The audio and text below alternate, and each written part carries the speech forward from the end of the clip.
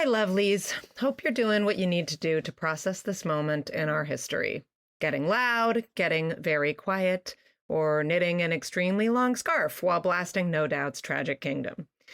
Today's episode with Tracy Clark Flory and Amanda Montei was recorded on November 4th. We got into lots of interesting places around hetero marriage, female desire, and gender relations. Of course, about 36 hours after this conversation, Donald Trump was elected president for a second term, and the discourse around men and women and what we mean to one another got kicked up to a completely different level. So Tracy and Amanda were generous enough to join us for a part 2, which we will release next Monday, and which will dive deeper into what hetero marriage might begin to look like in a country that has made a decisive shift toward systemic misogyny. We're releasing this on an off week, which is usually where we post our paid bonus episodes, but we're making it free to all because we think this discussion is top of mind for many of you, and we want to keep you company in whatever ways we can in this strange, difficult time. But if you'd like to become a paid subscriber to the podcast, you'll receive future bonus episodes as well as support the work that we do here. All you have to do is go to motherofitall.substack.com. Thanks, and enjoy this episode of The Mother of It All. I didn't really think about the fact that I was going to be sexually obligated to this person for the rest of my life, and that I was going to live in a culture that told me that I had to have bi-weekly, twice a week sex. I'm Miranda Rake.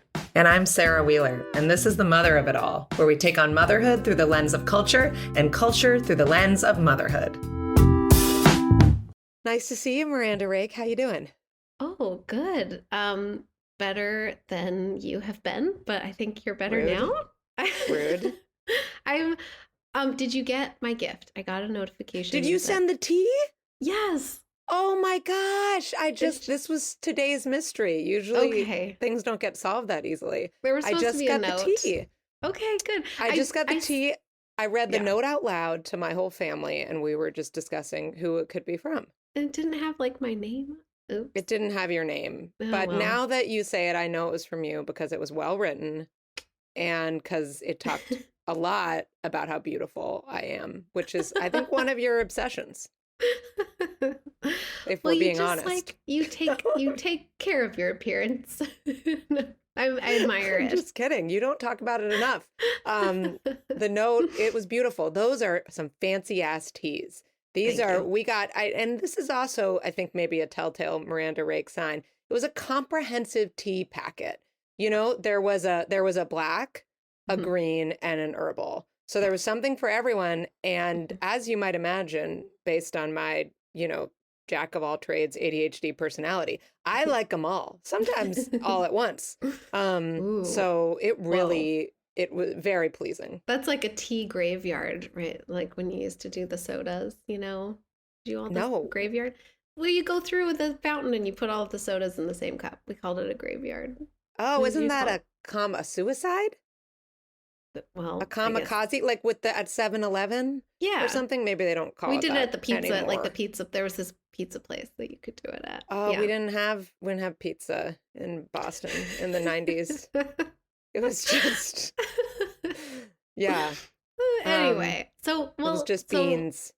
So when I ordered that for you a week ago, it was you were okay, but you had fallen off your bike, and then you were not okay for a little bit. That is how things progressed. It went okay, not okay, and then back to okay. Thankfully, yeah. I hit a pothole, which, by the way, now I know was on the top 10 worst potholes in Oakland list. Whoa. So just in case you think I overreacted, there are thousands of potholes, tens of thousands maybe in Oakland. Some of them, the depth of a small child. And this one was top 10. So it was a meanie, and it got me, and I flipped over the handlebars and I hit my stomach, and I thought I was fine.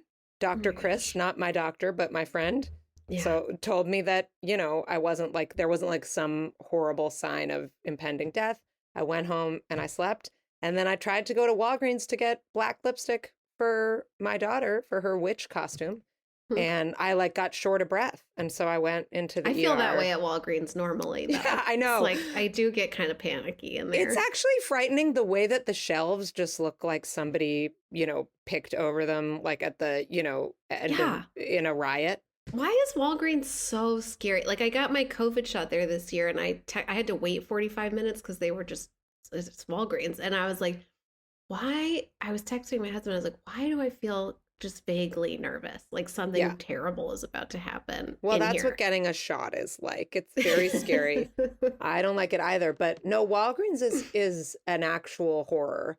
It might be our greatest horror. I mean, if you want to, my husband will talk to you at great length about this, and he has like references. But I think that they're trying to put themselves, like they basically are trying to go bankrupt so that they can save themselves from all the money that they've lost by sucking. And they're doing that by like lying about how much people are stealing and how much crime there is. Fascinating. To make their stores suck. But so you got short of breath. But it wasn't I want to talk about Walgreens. Being at Walgreens. Yeah. So no, it wasn't. Well, it's hard. You don't know. I bet it was. Yeah. I bet it was. Epigenetics. It's probably like that, where it was like a multiple factors at that moment were released. And I went to the ER, the happiest place on earth, for 5 hours, and then I was in the hospital for 2 nights. And now I'm like better. Yeah. I kept thinking about the kind of trope of like, it's not, it's parents too. Like I definitely know some not mother caregivers who've made this reference, but like mothers being like kind of, well, like that sounds nice. Like being, someone was bringing you food and you had the hospital fantasy. It has a name. Through the night. Yeah, it has. It is. That's like a documented. It's how I opened my matrescence article for the. Oh my goodness! Yes. I'm so because sorry. I didn't learn until like many years later that it has a name. It's called the hospital fantasy because it's so common among new mothers that it actually has like a psychological name. Yeah, I was talking myself into so many layers about that. Both kind of being like I related to that, being like actually it's a little nice here. And then being like, oh, I bet a lot of moms would like prefer this. And then being like, why do we joke about that? Yeah. And then being like, well, some people don't joke about it. They're like, please, seriously, send me to the hospital. Yeah. It's better than the parenting and maybe marriage situation I'm in. And then I just was like, why am I thinking about this? I should take some Oxy and watch the Gilmore Girls. And that, my friend, is what I did. That sounds great. Yeah, I watched. Are you a Gilmore girl? Well, okay, so quickly, my history with that show is that I didn't watch it when it was on, but people always told me because I was mostly with my mom and we were very close and I was an only child. So people were always like, you're just like them. So growing up, I got kind of irritated by that eventually where I was like, I'm not like these people. I don't know what you're talking about and I'm not what. And then I forget, like, maybe when we lived in New York, so like grad school time, for whatever reason, I was like, I'm going to watch this show that I've like heard so much about. There comes a time in everyone's life where they feel ready to watch the Gilmore Girls. For you, it was that. For me, it was like lying in an uncomfortable bed that I kept trying to move up and down.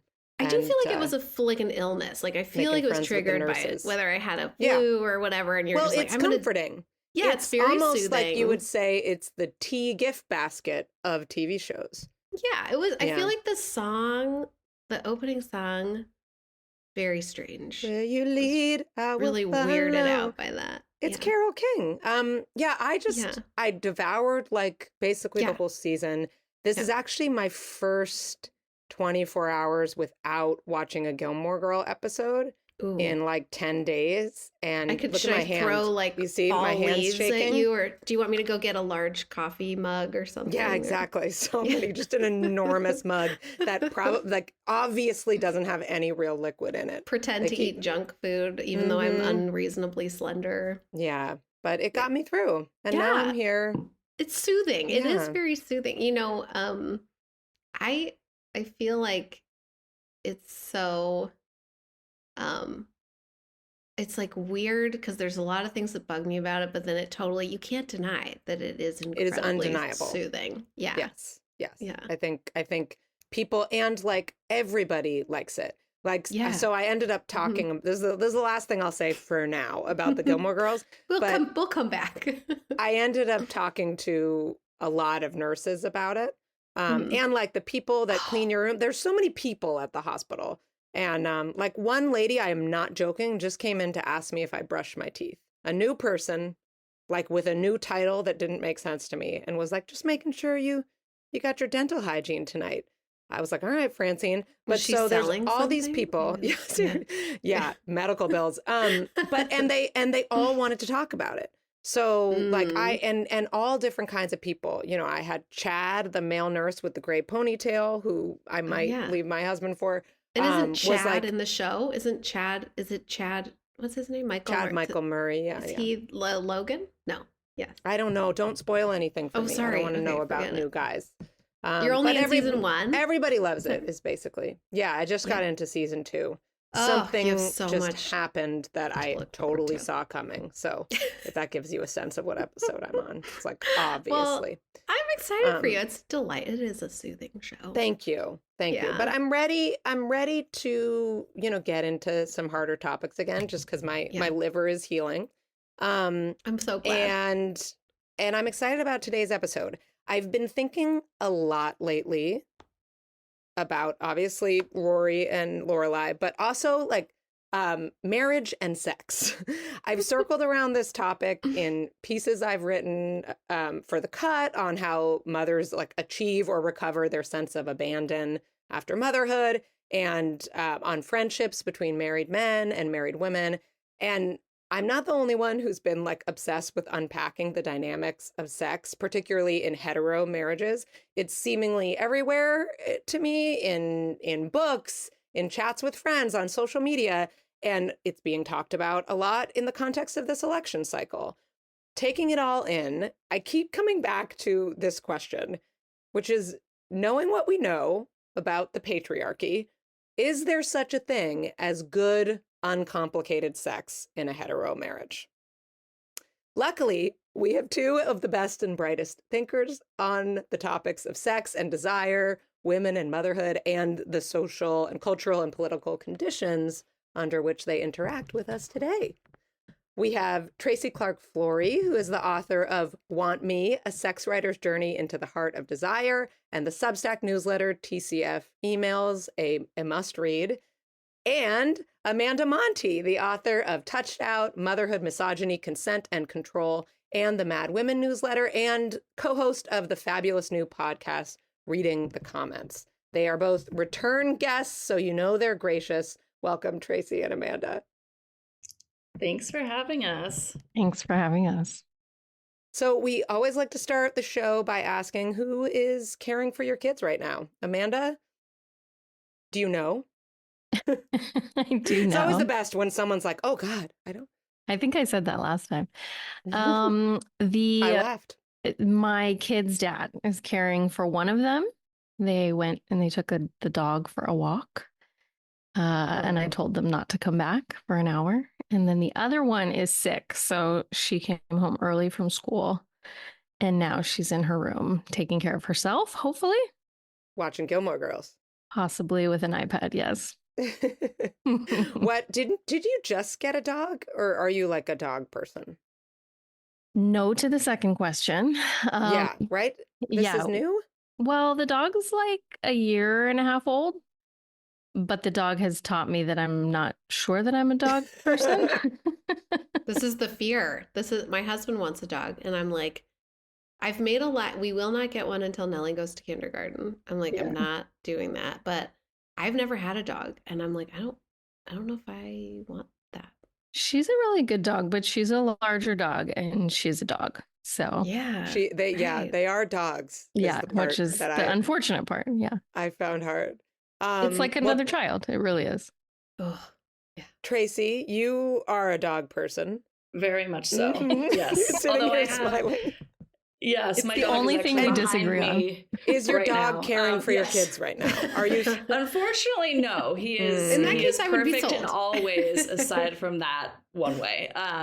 No, my kid is at after school care, which she goes to every day after school because school ends so early, as we all Yes. know. Yeah. I just Yes, learned that our I- aftercare does, like, maybe this is everybody, but like we don't do aftercare because it's $65 a day. Like, I can't do that. But apparently they can stay. We have these monthly early pickups at like 11:30, and aftercare goes until 5:30 on those days as well. And the conference days, the week of Thanksgiving, are just like totally covered. Mm. Is this universal? Yes. Is that what aftercare does? Now it feels like Yeah, a deal. that's- I'm like, that's Yeah.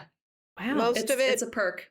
starts Yeah. whenever school ends and they like know. I mean, I don't know if it's like, you know, French class, it might just be at 3:30 every Wednesday, no matter what. But my kids after school at like the city run arts center Yeah. starts whenever school ends, even if it's like a minimum day, which is Even if it's like a delightful. no school Yeah. day. If there's no school, there is no after school. Yeah. Okay, What about so you, they're Tracy? Covered. Yeah. Is that They are often open on those no school, like random holiday right? Because it's like a days, and then private after school. It's a private Yeah. thing because our Mm. public school doesn't have enough space for their after school Mhm. program that's free, unfortunately. And Perennial so- problem. Yes, indeed. So, but they often do offer for a fee to watch your child that whole day if you need. So, yeah, but you Yeah. pay for it. Yeah. But it'd be nice if it was free, but it's nice that it's there. Yes. Yeah. Okay. Mhm. Well, I would like to just start with a little lay of the land. You've both been circling around this topic of sex and hetero marriage in your work of late to great effect. Amanda, you wrote a piece for the New York Times Magazine about whether a sexless marriage can be a happy one.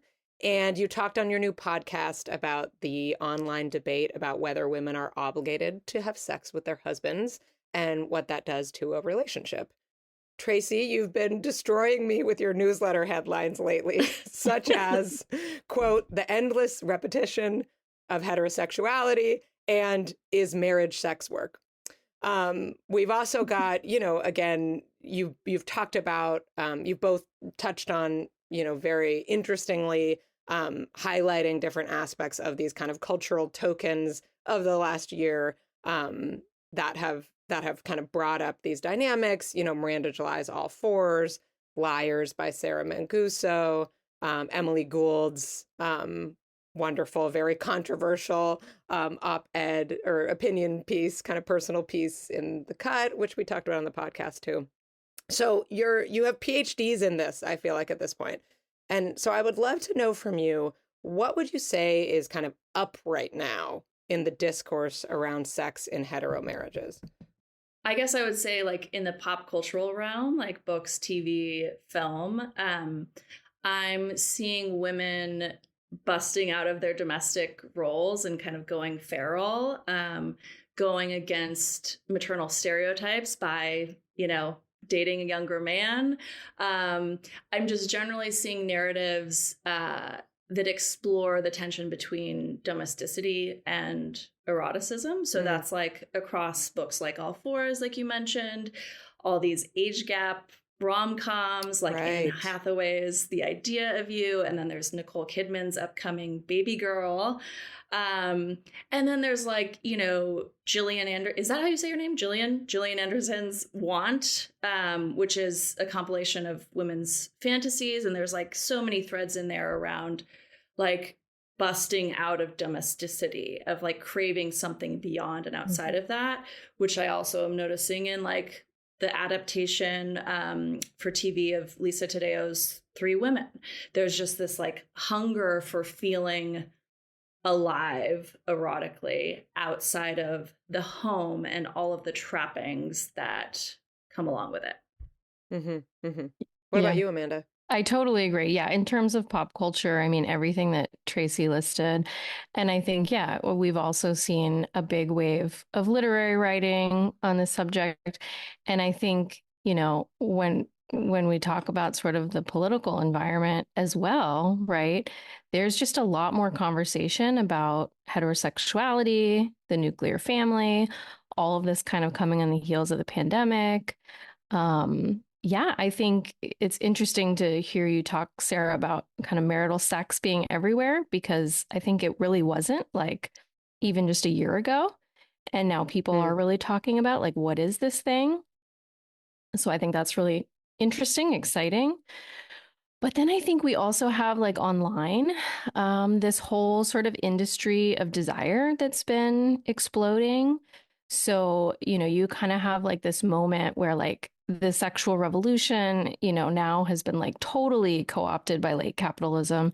And so you see all these ads, at least I see them in my feed, especially for women in midlife, for like gummies and hormones. And Tracy and I have talked about like, the Esther Perel classes and programs. And, I just saw an ad the other day that was like, this kit, you can save your marriage and you don't even need buy-in from your husband. So, we see like all of this stuff online that is like by and large for women, convincing them, I think, that marital sex can be good if they buy these things.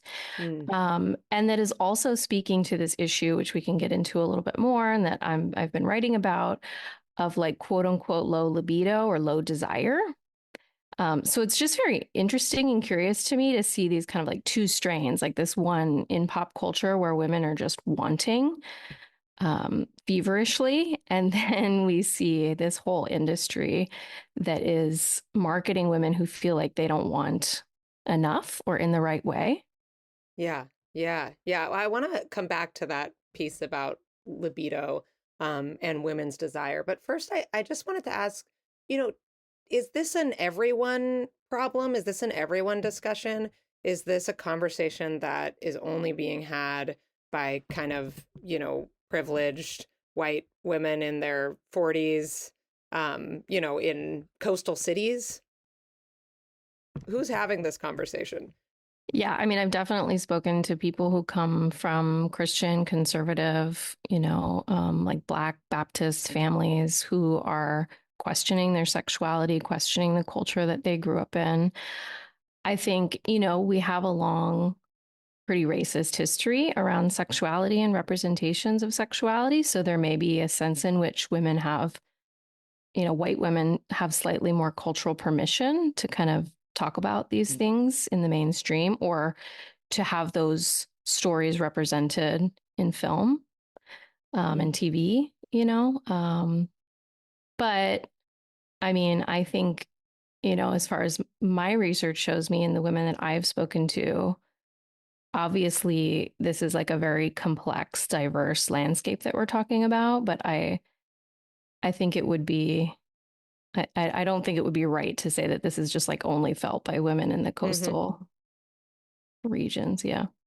I wanted to just like piggyback off of one of the things that Amanda said, which is like, I think there's this way in which like, like white women, goodness is constructed in a very racialized way. And so for white women, I think all these narratives of like busting out of domesticity, there's like the availability of sort of quote unquote going bad, that is not there for Black women who are like, assumed by default to be bad. So there's this like freedom of movement that is like totally different. And so the idea of like this empowering narrative around like, busting out of your marriage and having an affair or dating a younger man, that, has this sort of like raucous celebratory quality to it, is that there is something that, is very white about that. Yeah. I mean, that echoes like, there's echoes of that in the feminist discourse around domesticity, right? That like there have been Black female writers that have talked about like the domestic space being a space of privilege, like that you're privileged to be in that space because women of color, have historically had to work and be away from their children. And to hear white women kind of complaining about it is painful. Yeah. Amanda, you had something to throw in there. Yeah. I'm just thinking too about like, well, first of all, like we're talking about a lot of different narratives here, right? So there is the kind of like breakout of, marital drudgery and out of like heterosexual marriage and like, have sex with like a younger guy narrative that is like, we've got that over here. Yes, right? which is That's very the all much fours. Is that the all fours bucket? Yeah. Okay. Right. Well, maybe, but also there's so much about queer desire in there. Whereas I think a lot of these like films we see are about just finding another man who is like younger and hotter, which it feels very different to me. But then we also have all these narratives online, which Tracy's written a lot about, and we've talked a lot about, like, around decentering men, and which is, I think, we could talk endlessly about, very complicated terrain. That draws on kind of like a complex feminist history. And that's a pretty diverse group of women who are posting about these things, who are educating each other about these things. They're not all, the ages that we are, they're not all millennials, right? So, I think with anything, like, as when we talk about motherhood, when we talk about women's desire, like, we're talking about a lot of different sort of competing narratives. And what does decentering men really mean, Amanda, especially in the context of, the nuclear family? I mean, I don't know. Maybe Tracy can speak to this too. Are women doing it in the context of the nuclear family? I guess a lot of these young women are saying that family life and marriage are no longer what they want to sort of build a life around. Got it. Yeah, I would say like that's primarily how it's showing up online. But I have seen like a couple examples of at least one woman who went very viral saying that she was decentering her husband within their marriage. And that was like hugely controversial. Yeah, well, so that brings me back to this question of desire and libido, right? So we've established, we have this kind of breaking out of domesticity. I want to be wild and I want to have, great sex kind of strand of this, and that's difficult in my hetero traditional marriage, or I have to get out of it in order to do that. And then there's this piece about, right, decentering your husband when you're in a hetero marriage. And to me, that connects to the questions and the things that I've seen around libido and desire. You mentioned, Amanda, like the Esther Perel videos and the sex toys and all of this kind of labor that I'm hearing women in my inner circles and on the internet complain about. Who is really Esther Perel is she the come as you are lady, or who? No, who is she? No, that's Emily Nagoski. That's a whole. Right. You could put that maybe in that category. Although the two of you, I'm sure, can help us think of distinctions. Esther Perel is like mating in captivity.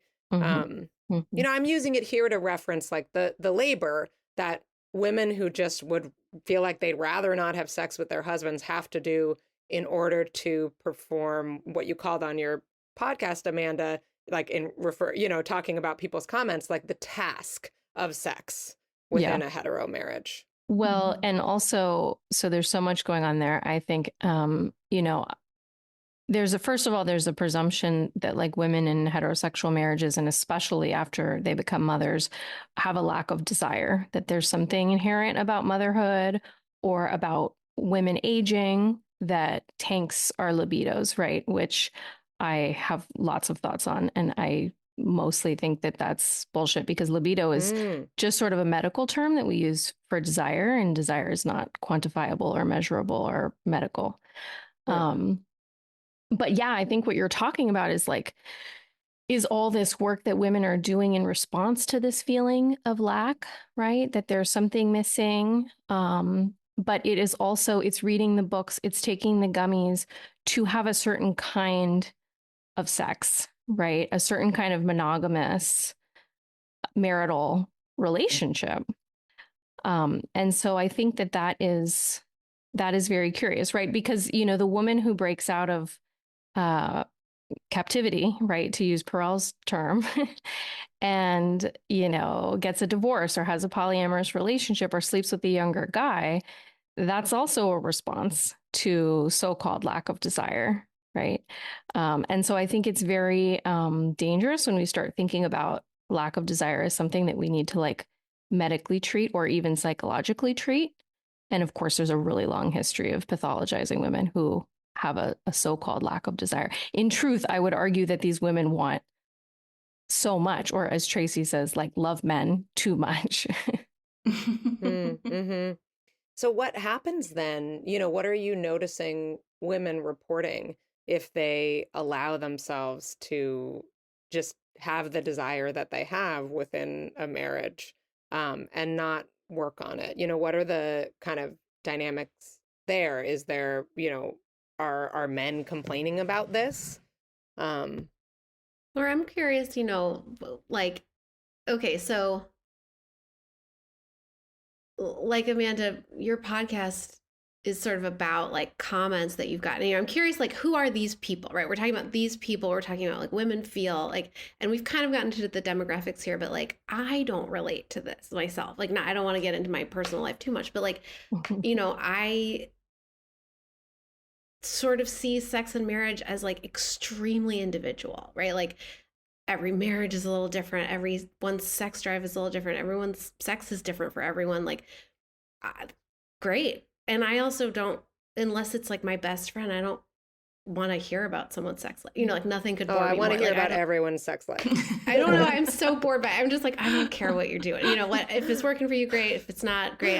if it's not, fix it. I don't know, do something. But like, I am just like, and maybe this is me, right? Like maybe I'm just revealing myself, but like, I mean, I definitely am. But like, I think, I'm curious, like your New York Times article, like, I to prep for this episode, I was reading a bunch of the comments, and like, it was a lot of also like really sad men, like just sad, like so much sad. And I'm curious because both of you write so much about this, I'm wondering if people like message you and like just dump their stuff on you, and what, like it's a highly unscientific data, but like, is that sort of, are we talking about a vibe maybe more than like a data thing? And that can be legit too. And I'm just like kind of curious, since you're both so immersed in this, to hear a little bit about the vibe.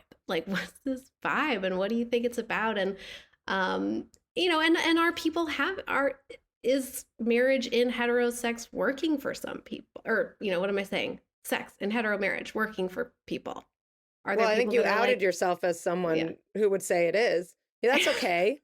And that's okay. I think you're allowed, you're allowed to say, although it's funny, it belies something about the discourse to say that it's risky to be like, yeah, I'm kind of happy. Or, it's like, it's also complicated, right? It changes every month or whatever. I don't know. Right. I mean, I guess I would say like the vibe as I detect it, both like through reader emails and, conversations with friends, is one that like, no matter what the sort of nitty gritty particulars of their sexual relationships are, that there's this greater sense of permission to talk about the ways in which domesticity and eroticism can often be at odds. So like getting outside of the particulars of these sexual relationships, because they are very, nuanced, although we can point to lots of data that, shows certain things like the orgasm gap and that sort of thing. But just the general sense of like it being okay to broach the topic of like perhaps monogamous married life, especially with kids, is like not the most ideal setting for sexual excitement and eroticism and pleasure. Perhaps. Right. Well, spontaneity, right? I mean, I'm thinking about as in motherhood, right? Like we're all of us are mothers, and I think that's like this huge piece of it, I would imagine, that both of you have written about and experienced and that you hear from people about. Like, it seems like in motherhood, there's no spontaneity for anything, right? Like I can't go to a movie if I feel like it. I can't like eat what I feel like. Nothing about my life is like what I feel like doing when I feel like doing it. And I feel like sex is like very much about that, like about being in the mood. And like so often right, but I would like see that and raise it.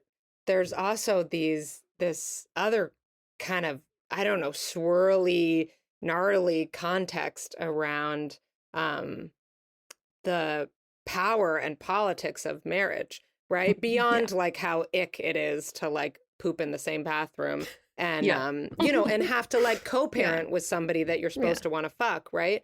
But I think this is something, Amanda, you get really into in your book, Touched Out, that was really powerful to me, and kind of one of the first places where I'd quite experienced somebody naming the way that like the ghosts of the patriarchy and the way that women and men are raised in the patriarchy show up in this relationship, that are not just about the division of labor or parenting, but that are also about sex, really. Right. And the division of sexual labor, right? And how that breaks down and what we expect of each other, and how those expectations and, sexual expectations weigh differently on men and women, and how the removal of spontaneity or eroticism or that feeling of aliveness affect men and women differently. And I think we could point to that as being a result of motherhood. I think we could also point to that as being a result of marriage, and certain power relations that exist within marriage. I also just wanted to say too, to the data point, like, well, we do have data. We also have a really long history, as I said, of women being pathologized for lacking desire, and really they're just saying that they want more, right? But it's not the kinds of things that they're supposed to be asking for. And women are today, receive way higher diagnoses of so-called sexual dysfunctions. And that doesn't necessarily mean that they actually have sexual problems. If you look at like how we diagnose those things, it's is my relationship with desire causing a problem in my relationship, right? And so that tells us a lot, right? So yeah, I mean, I think too, when we're talking about like the vibe, the women that I've spoken to, they do feel a sense of obligation weighing over their head. And it's a lot of times, talking about sex like it's a chore, like it's a box to check off, just having sex with their husbands to get their husbands off their back. And that was very surprising to me to find that was still happening. But we are only 30 years away from sexual consent actually being, codified into law in the US. And of course, we know that that's not happening across the board, in terms of those laws actually. Yeah, that's a great example, Amanda, because it brings up for me the ways that kind of you two do so much in teaching me about this. I like to, just kind of think that I'm the first person that ever had a feeling or an experience. And you bring in this cultural and political context and history. So that's a great example, that, for example, consent in marriage hasn't been codified for that long. And I think when you say that, I get like little goosebumps about the ways that I can kind of see little bits of that play out in my dynamic, right? And so are there other ways that history and politics, you think, are like informing this little nexus that you think we've been at, like you said, in the last year or so? Well, I'll add too that you have also, very political male figures who are talking about marital sex too. And I think it's important that we pay attention to them. So you have figures like Andrew Tate who are saying that marriage is actually not good for men because women have introduced too much equality into it. And so now they're like getting a bum deal. But then you also have, figures like Brad Wilcox, who's like this pro-marriage conservative, who argues that having more sexual choice is terrible for the American family, and that this is an idea that's been introduced by the elites and that's endangering children, he actually says. What is sexual choice? Please don't tell me. Is it like I can use a vibrator or not? So no. Wilcox said this actually in a podcast about Tate and about sort of like the rise of like polyamory and open relationships. Okay. Yeah. So, those things are of course terrible for the vision that he has of what marriage should look like and what the American family should look like. So do you think that some people, whether they could name it or not, are kind of feeling this explicit and also implicit current right now from, like, you're mentioning the political climate, and that's somehow making its way into the heteromarital bedroom? Yeah, you're both nodding your head. So Yeah, I mean, and I would add too, just like, and Amanda's book, I think, makes this so explicit, the way that things like the Me Too movement and the pandemic have caused a lot of women to look at their most intimate relationships in new ways, right? And like to make connections between these intimate relationships and these systemic, structural forces. And so I think these things, along with the overturn of Roe v. Wade, like, have been very eye-opening and, I think in the best cases kind of radicalizing in terms of like pushing people to take a second look and to examine and draw these important connections that, perhaps they were not so inclined to look at their homes for this kind of critique. They were like looking to the world outside. Mm-hmm. And I think this has like really focused things on the domestic sphere.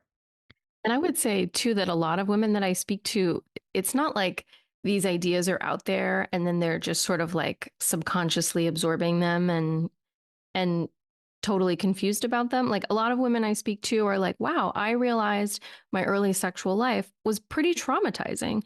I didn't have a lot of consent. I didn't know what marriage was all about. I didn't really think about the fact that I was going to be like sexually obligated to this person for the rest of my life.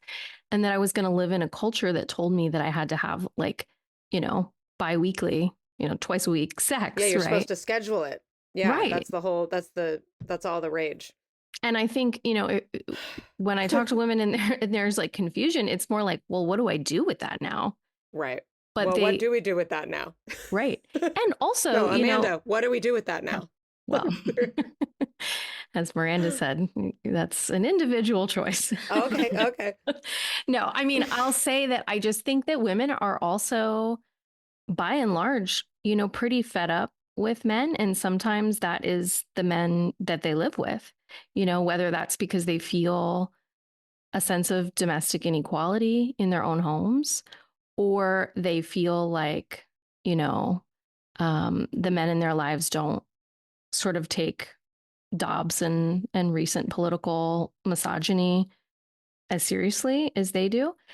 And, and then, there's many women who maybe aren't feeling that way, but I've certainly spoke to a lot of women who are very articulate about how the current cultural and political climate has just opened up a box of questions for them. And I think, as Tracy mentioned, all these popular culture narratives of women in midlife, I think this happens a lot for, and as you've written about, Sarah, like for women in midlife who have spent all this time really trying to perform the roles that they were supposed to perform and have found that they've gotten to a place where that just didn't fulfill them.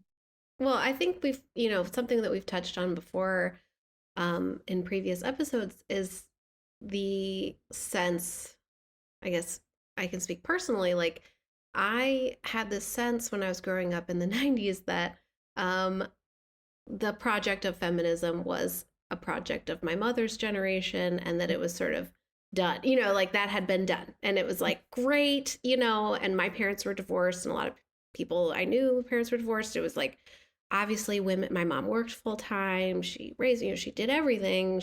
I thought, great, this is what I can be anything. I'll be a doctor. I'll be the president, whatever.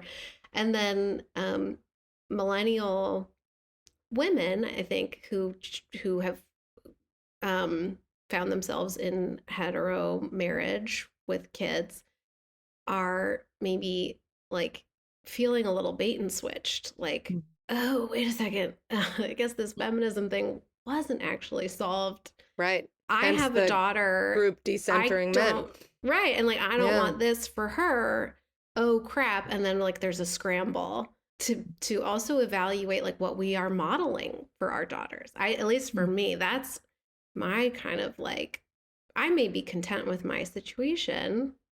But I maybe also think differently about what I want for her, as I think every parent does. Like you always want better for them. And more choices and more options and more, and so I wonder about like maybe even if we're content in our personal situation, whatever that may be, or maybe it needs a little work or it can be repaired or whatever, like about the broader like fixes, like apart from the kind of, not that you guys have to solve this right now, but like, if people are working it out at home, therapy, whatever, therapy, divorce, therapy and divorce, like what is the kind of like bigger picture solve for all of this like discontent and sadness? I mean, I think like what you're speaking to is like the issue of people who are trying to individually, to come up with individual solutions for what are actually systemic problems, like I think so much of what we're actually talking about, like these aren't just like the idiosyncrasies of like these individual relationships, like what we're seeing is the way that individual relationships absorb all of those broader systemic issues, how they show up even when you are so convinced that they're not going to show up, right? Like even in the best heteronormative marriages, like it's still present. You're not going to escape those broader realities. And so, the sort of impossibility of solving it on an individual level, you can improve your circumstances, you can, and that is valid and important. I think for me, like the way I think about it, there's this constant sort of, tug of war for me between like, of course, individual women want to improve their own circumstances, but at the same time, like we have to hold that you only can get so far with those individual solutions. Like there is a broader problem that needs to be tackled, but it's a lot harder to sort of tackle that. That's a collective project. Yeah, it's something that in my marriage, like the last thing I'll say about it is my poor husband. But like, in therapy, when I was complaining about him, and I was like, I really am tired of like, I don't want to say the same things. I don't want to read Fair Play. I know I should. I just don't want to, because it also feels like work. And she was like, well, could you invite him? This is like very therapy, but she's like, could you invite him to get curious with you in moments of conflict about how the patriarchy is playing out in your home and like in your dynamic, and could you explore that together? And I was like, it sounds kind of silly, but I actually have been doing that for like a year. And when things will happen, I'll be like, and it's become a joke, but it's also real, where I'm like, oh, it's not you, this is the patriarchy, let's get curious together and let's fix this. Like whatever it is, it's like, well, you didn't unload the dishwasher and now dinner's going to take me 20 minutes longer, and like, do you see how that's your fault? And it's like, I'm not mad at you, mad at the patriarchy, and like, let's be mad together. I'm like, into that. And I think I hear that work. I hear that helping a lot of couples. And I know, Amanda, you have something to say, but I also think like when it comes to sex, I'm trying to imagine that. I have conversations like that with my husband, and it's hard. It's like, sex is so fraught. I'm making a generalization, but a lot of men are, socialized to, really put sexual and physical intimacy up on this pedestal of like the kind of best thing that they can get. And, a lot of men that I know, it's how they feel loved. And so, bringing up questions of, how does the patriarchy affect the fact that you want to have more sex than I do, just feels so fraught, not impossible, but I'm just reacting to that. Yeah. Yeah. And also, how is the patriarchy affecting the kind of sex that you want to have, or the sex that you assume is going to happen, like the way that sex is even constructed in your relationship, like the basic assumptions of what constitutes sex, like how is that? P and V, male orgasm. What is there something else? Obviously. There are other ways. Sometimes P and M. What? Never P and B. Yeah, no, exactly. Yeah. Yeah. Case in point. Well, And I think that, well, it's always so hard to answer like a question, like how do we fix this? Like, Yeah. right. Like 5 quick tips. Sorry, I know. like no fault divorce is important, right? Because there are many countries that see divorce as a sign of gender equality, not as an individual failing, right? A high divorce rate, right? So that's like one thing. Yeah, the way that we socialize, kids is important, right? The way in which we talk to kids about, you know, emotional fulfillment and pleasure and consent and autonomy and all of these things, because we're all speaking about a particular generation, right? That came of age without those tools, like our generation, namely. Yeah. I think there's so many, and then I think really what we're also circling around here is that like desire and sex are fundamentally political. And I think that that can make people uncomfortable because it suggests, right, that some of these really intimate moments where we like to sort of imagine that we're totally free, that within them are really clear power structures. And I think, for a lot of people, it's more comfortable to just be like, no, I don't really want to think about that. Well, it's overwhelming too, and to think about, to think about those power structures being there, right in your bed. Particularly, I think, well, I don't want to speak about anyone else's experience, but, I've had a lot of confusion as someone who, truly likes their husband. I had a joke with my husband the other day about like when you've been together for 20 years, the like greatest compliment should be that I like you and not I love you. Is like I like this guy, and it's just all the more devastating to feel like, oh man, it got in here. The patriarchy got in here, but it has. Yeah, and I see also, exploring. I appreciate, Tracy, your comment about it's not just about polyamory. Obviously it is a lot about divorce for a lot of people, and for people who want to stay married, who want to stay monogamous, if they can even unpack their true clean desire for something like that from how they've been acculturated. There's even just expanding what we think of as sex. That just blew my mind, as you saw. Yeah, right. How do we define it? Yeah, and two, like, there is no. I don't believe that there's like a way to sort of like to purify oneself so that you don't have like all of these cultural forces that are acting upon your own desires and your fantasies and like, like which then show up in your sex life, right? So it's like there's a sort of inescapability, right? Like where it's like I am a product of this culture that I was raised in, and so what like what turns me on, what I desire, is it what I really desire, and it's like you can really drive yourself pretty crazy trying to like get to the root of like the real pure like pre-existent desire, right. What kind of porn would I watch if I'd never watched porn? Right.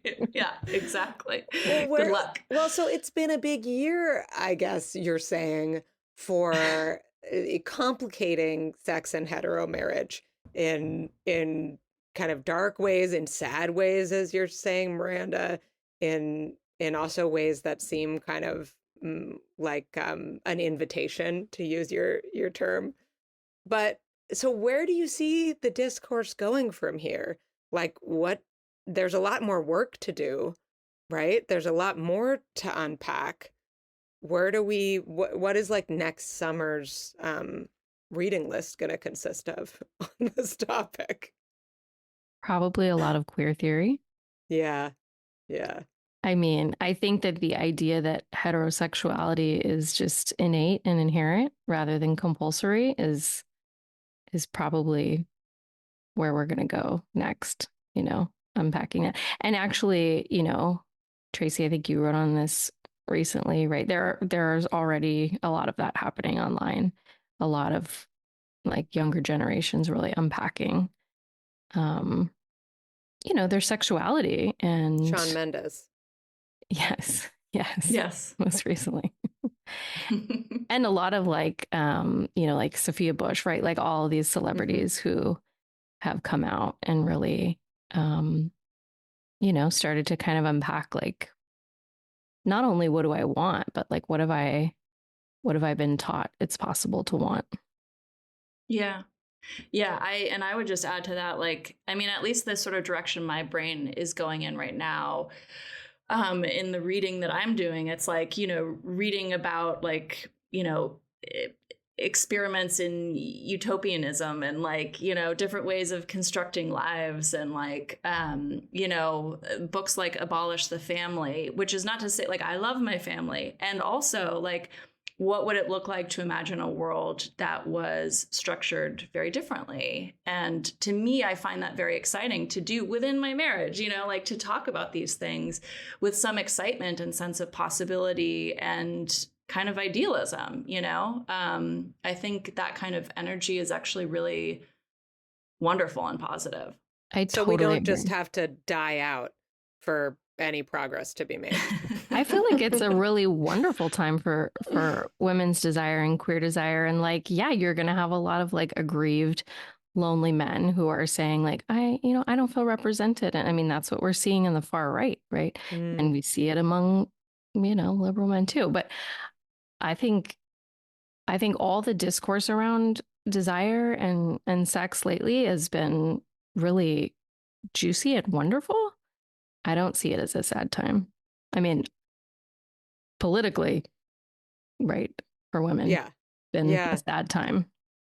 To me, it's like I've been joking about calling it like that. It's like this time of imagining, like thinking about big D desire, like desire in the larger sense. Sorry, I've been calling it that to myself, and but big D desire, as in what you want beyond sex. Say it with a in straight your face. I can't say it with a straight face. I am totally. Please don't. Yeah. Like what do you want more broadly? And I think like a book like All Fours, that wasn't about sex. That was like, who are you as a person in the world? It's about creativity. It was about interior decorating. And also that's what turns me on. Oh my god! If I could just spend 20 grand on right, please, but you're so right. please. It's I'm gonna try it too. Big D desire. It's Big like D desire. this word expansiveness, right? What could be under that umbrella besides, I mean, to say the least, P and V? Yeah. Yep. Right. Yeah. I mean, and that goes back to what I was saying. Like, do you really have low desire, or do you want things that you are not allowed to want? Right? Are you asking me? You must answer now. Asking us all. I mean, I think we just don't live in a post-feminist time, like at all. Women are being forced to have children in this country. And I think if anything, we were talking about like sort of coastal ideas, like the idea that we somehow don't need feminism anymore. I think if you look around this country, like if you look at this political moment, if you listen to the misogyny that is everywhere, we really do, but I think you're right, Miranda, like a lot of these ideas have been there. I think feminists have been writing about this for very long, but have we been listening? That's another question. Well, thank you, Tracy and Amanda, for joining us. Before we let you go, do you have any culture recommendations other than, exploring the culture of desire, or maybe related to the culture of desire for our listeners? 3 Women, the new series based on the book, is perfect to pair with this conversation. Give me a one-liner. Oh my God, a one-liner from it? 3-liner. A you quote? get one for each woman. No. Like your one line, your tagline about it. Yeah. Women's desire is diverse, and this show is just all about unraveling it. And yeah, it's really good. But I mean, the book is Sold. even better, but yeah. Sold. I'll like my kids, I'll make myself read the book and then watch the movie. No, I do it the other way around. Great. Okay. I've heard about that, but I don't know what I thought it was about. Not that. How about you, Tracy? Okay, when it comes to women's desire, I would say right now what I am consuming is Brian Jordan Alvarez's I Love Your Daughter TikTok dances. Like, I only know about that because you posted about it. Yeah, because I post about it every week now. I am so compelled and fascinated by it because he is a gay man who is, to my read, sort of like doing a satire of kind of like a heteronormative sort of mating dance in a way, but it's also extremely attractive to very many hetero women. And I just find it delightful and joyful, and he's doing a new one every single day. And I just feel like it's such a gift. It is really funny. Why do you think so many hetero women are into it? I think because there's a joyfulness in his performance where, like, he is showing off his body. He understands that he's attractive. He understands what is attractive, but he's also doing it in a way that is not so self-serious and it's not threatening. And there's just delight in it. Yeah, women do like delight. Big D delight. Big D delight. Big D delight. Well, thank you so much. Please subscribe to Amanda and Tracy's Substacks. We'll link those in the show notes. TCF emails and Mad Women. They're both like just churn out tremendous content on the regular. Then you will not be disappointed. Thank you, ladies. Thanks. You. Thanks for listening to The Mother of It All. And like my mom always said, get on out there and find your big D desire. The Mother of It All is produced by Opus Knox Media with music from It's Electric. If you liked this episode, why not send it to a friend right now? Go on, we'll wait. You can follow us on Substack at themotherofitall.substack.com, where subscribing will get you episodes and bonus posts in your inbox and connect you with the Mother of It All listener community. Plus, become a paid subscriber and get a hot off the presses Mother of It All canvas tote. We're also on Instagram at The Mother of It All, and you can email us anytime with ideas or feedback at motherculturepod@gmail.com.